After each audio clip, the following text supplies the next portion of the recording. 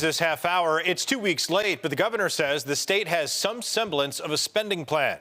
The details are also slim at this hour because a lot still has to be worked out. Joining us now live from Albany is Jack O'Donnell, managing partner at O'Donnell and Associates. Jack, thank you for joining us late tonight. A lot of things that she touched on today that will be in that budget. Let's start with housing. Pertinent to us, too, here in Buffalo, because we just started demolition of the Perry Street projects. A lot of affordable housing going to be there.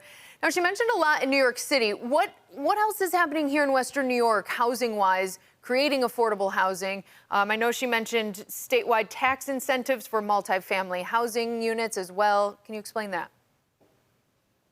Sure. A lot of the housing deal really revolves around New York City, where it is very hard to build housing and there's not as much space. We also have things in New York City around affordable housing and rent control. But what seems like will be part of the deal going forward in this budget includes things around commercial conversions, right? Hotels or retail that might be turned into housing. So we'll see some of that. We may see also additional incentives to drive more affordable housing in Western New York, which would be a big deal. Jack, normally when the state budget gets inked, we get an avalanche of responses from organizations and entities, nonprofits all across the state reacting to the budget and whether they win or lose. Of course, our emails are pretty vacant because there are so many details in this budget that really still need to be worked out. This kind of seems to be the way or the budgeting process for New York State. Is this good? Is this bad that we don't know so much about this document?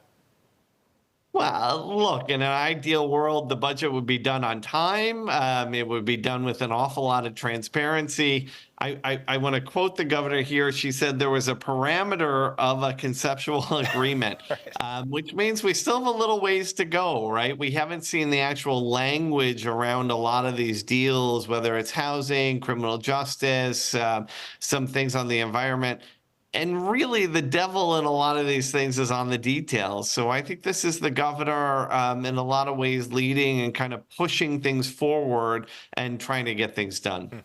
Anything in the budget or something you haven't seen? I know this isn't obviously fully done yet, but in the press release sent out today, anything in there that kind of surprised you or something maybe not included in there that kind of surprised you?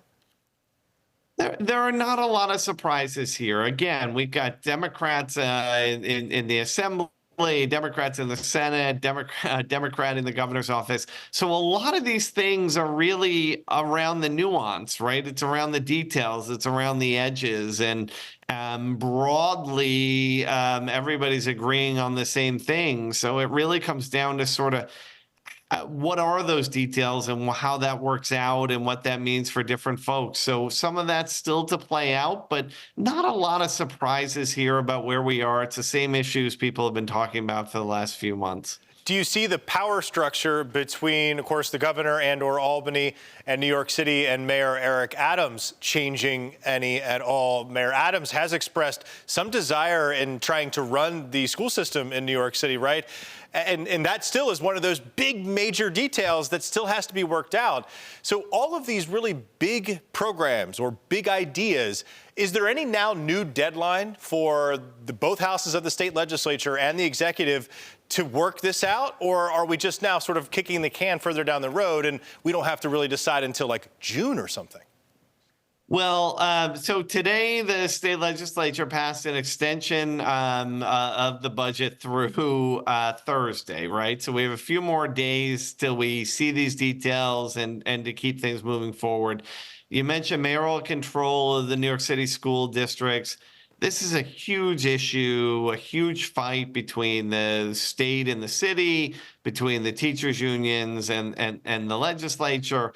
Where that goes, you know, a couple of weeks ago, we heard from Andrea Stewart-Cousins, who's the majority leader of the state Senate, saying mayoral control was out of the budget.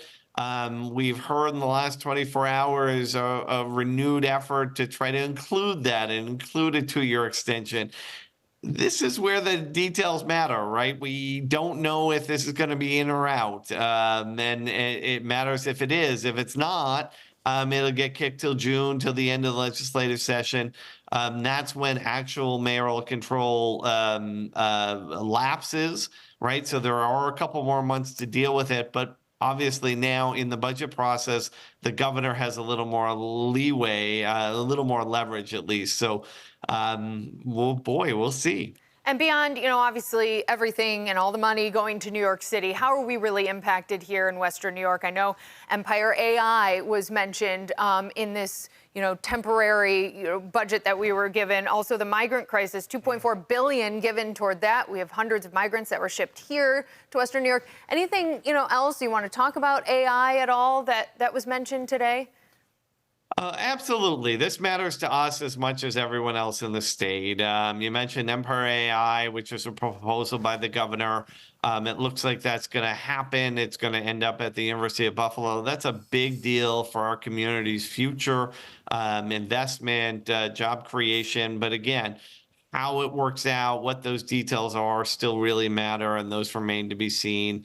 Money around the migrant crisis, but also housing protection, good cause. Some of these things that are part of the housing deal, whether they're incentives to build more housing, that matters here. There's a lot of money and conversations around environmental protection. Those matter certainly in Western New York and how we deal with Lake Erie and some of our industrial heritage. But every single piece of this, from personal income tax on down, road funding, what kind of investment is going to be there, investment in school districts. It looks like the governor is not going to get her full proposal, but there are going to be some changes to that formula going forward. All those things matter to us and will have an impact on whether the state is supporting us and whether we're supporting the state. Jack O'Donnell is a managing partner at O'Donnell and Associates. Jack, thanks so much for joining us. We appreciate it.